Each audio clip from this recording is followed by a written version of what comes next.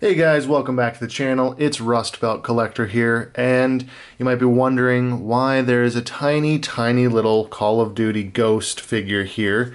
This is just a recent pickup that I found. I forgot they were releasing this in the Mega Constructs, like the individual hero line, so it's just like a single carded minifigure or whatever they call these guys. And yeah, so it's Simon Riley, or Ghost, from Modern Warfare 2. I had to pick this guy up because it's really awesome. I don't know when this video will come out, but I have a video coming out soon about my Mega Block collection, or my Mega Constructs collection. So this guy, I figured we'll just put him out here in front of the camera while we introduce what today's video is going to be about. And he's really awesome. A lot of really cool printing on the arms and stuff. And yeah, if you have a chance, pick him up. He's pretty awesome.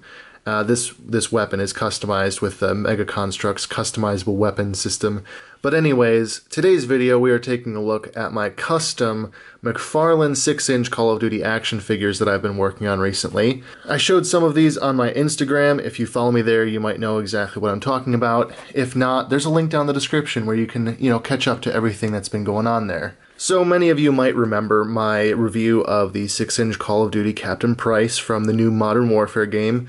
That was a really popular video, and I was kind of blown away by that. I guess not many people really review these figures, and so maybe I got mine out pretty quick. I really don't know why that one blew up. And then the same thing happened with my Ghost figure that I just reviewed. So thank you guys so much for that. I really appreciate it, honestly.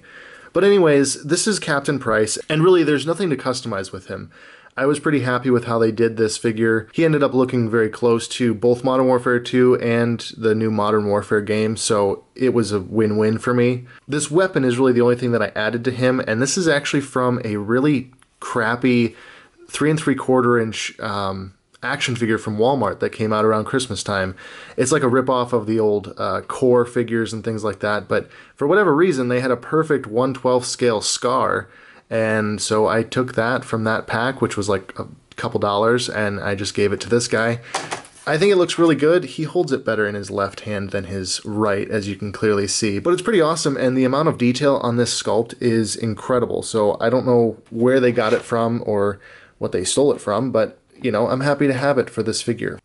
So now the follow-up to that is the Ghost figure that I reviewed just recently, and I didn't really do much to customize him. Basically, I was kind of disappointed that this wasn't as accurate to the in-game character as it could be, so I took the Killmonger Marvel Legends figure, I took the 1911 and the frag grenade from his belt, and I basically just attached it there to his harness and made it a little bit more game accurate. If you play the game at all, he's got a pistol tucked into his harness there, and then he's also got grenades and stuff on his chest rig. Nothing too spectacular so far, but the next two figures, I think, are really what many of you might have clicked on this video for. I don't know. Maybe you didn't even click on this video, and now you don't know why I'm saying this. But yeah, this is just a simple one. I really just made it so that it would look a little bit more game accurate, and it would fill in some of the empty space there on his chest.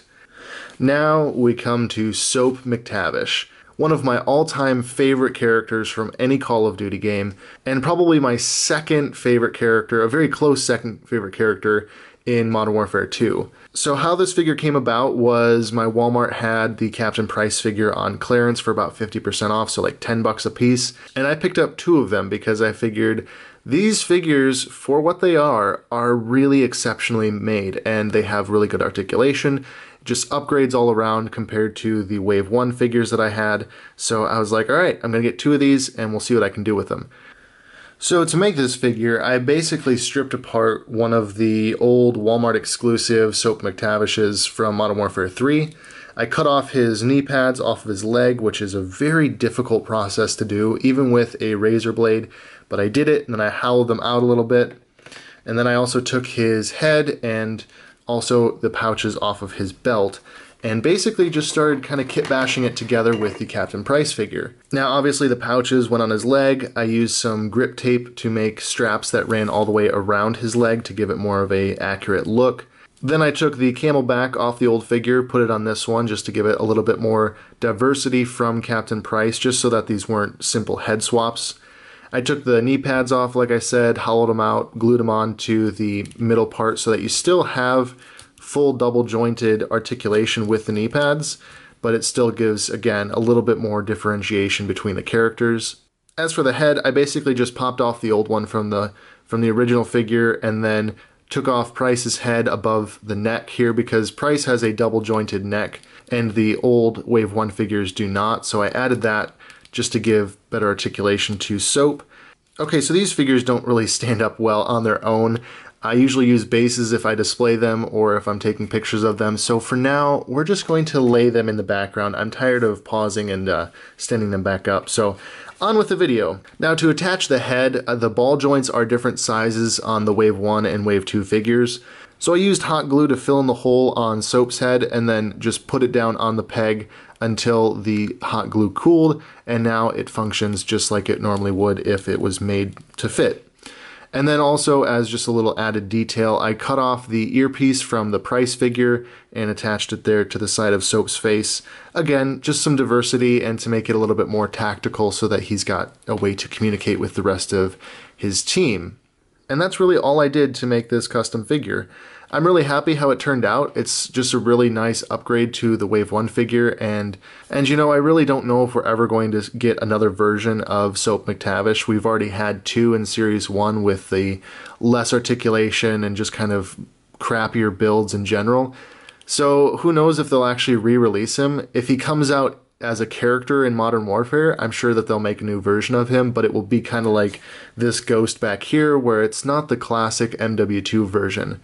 So this is my MW2, MW3 version of Soap Mactavish, and like I said, I'm really happy with how he turned out. He looks great with Soap beside him, just kind of as a classic team-up pairing, just the way that they were in MW2, like Batman and Robin or something like that, you know? So there's those 2 so far, and finally, and possibly best of all, we have Simon Ghost Reilly from MW2. Now for this character, I cannibalized the original MW2 McFarlane 6-inch figure. This is like his diving outfit. I never liked that they only ever made him as a diving character. There was this version, and then there was a gray version that I think was a GameStop exclusive. I could be wrong, but that was the only 2 versions that they ever released, and it was kind of disappointing. And then also, because another Walmart had McFarlane figures on clearance for $5, I picked up 2 Frank Woods bodies and basically just stripped them of all their attachments and everything because I don't think that this is a very good figure. It's kind of a poor likeness to the character to begin with, and just in general, I'm not a fan. But there's lots of great pouches that came off of him, and I still have loads left over, so you know, there'll be more customs in the future, either with McFarlane figures or maybe with like my Halo Reach figures or my Star Wars figures. Who knows what these could be used for. So yeah, this is the base figure of the Ghost character, and then for the base figure of the custom, it's again a Price body. And I guess we'll just go over what I added to this figure to make it look the way that it does as you see it. So I added pouches to both legs. This is a pouch from Soap Mactavish. This is a pouch from the Ghost figure. I added these grenades and this combat knife, which came off of the Frank Woods figure. And then I also added the camelback, which came off of the Ghost figure as well.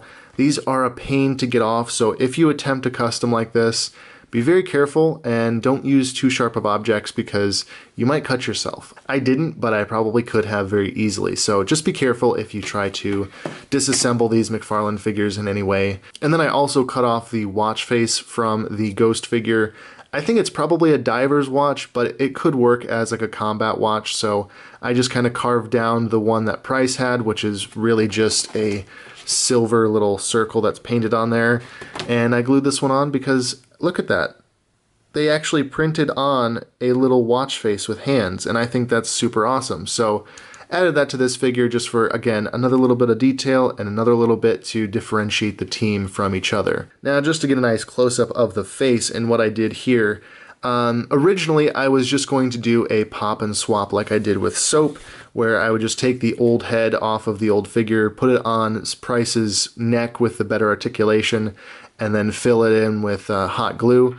But with this figure, because he's wearing the balaclava, his neck had some really nice sculpting on it that I wanted to preserve, so I tried to slice his neck off of the old figure and then cut the Price figure's neck in half and glue the two together, kind of make a mishmash of them, and hide it under this bandana that the figures have around their neck.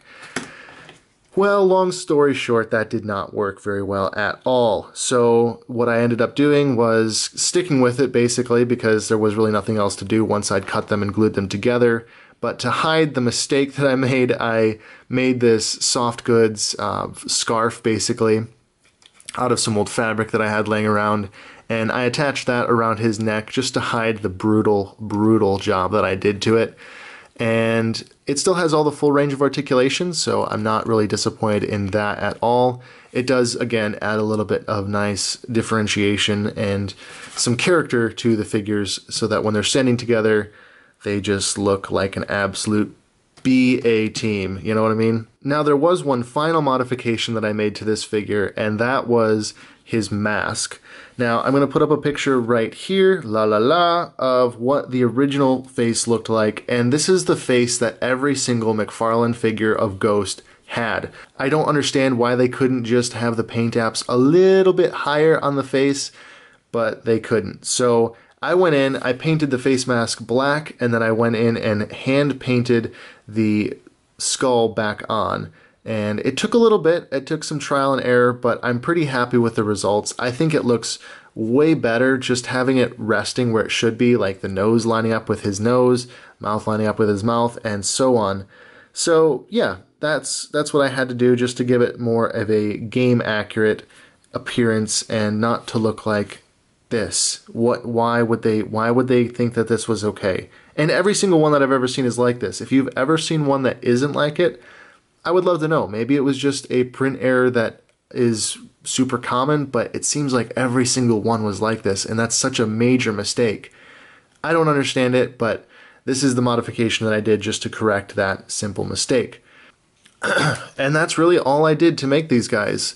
I basically just wanted a Task Force 141 that was more accurate and better sculpted than what they originally released, and so this is what I came up with.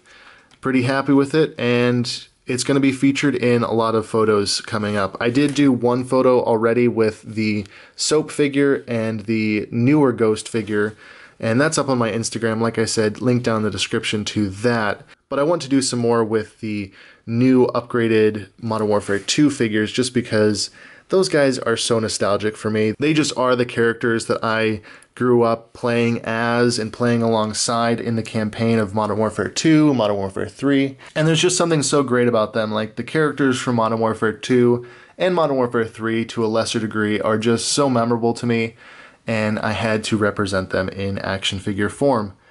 So that wraps this video up, guys. I hope you like it. I hope it helps you if you decide you want to do some customs like this. The price figure is still pretty reasonably priced. Haha, pun intended. So you can get some of these for decent prices if you decide you want to do customs of any of these.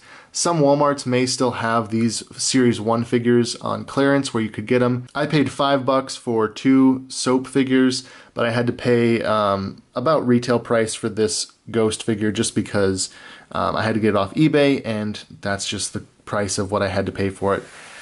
That's about all there is left to say, guys, so I'm going to wrap this video up.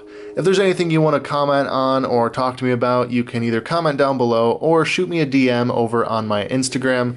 Link is down in the description. You can also check out the photo that I took of these 3 guys here, and, let me know what you think of that. With all that said, thanks for watching, and I'll catch you all in the next video.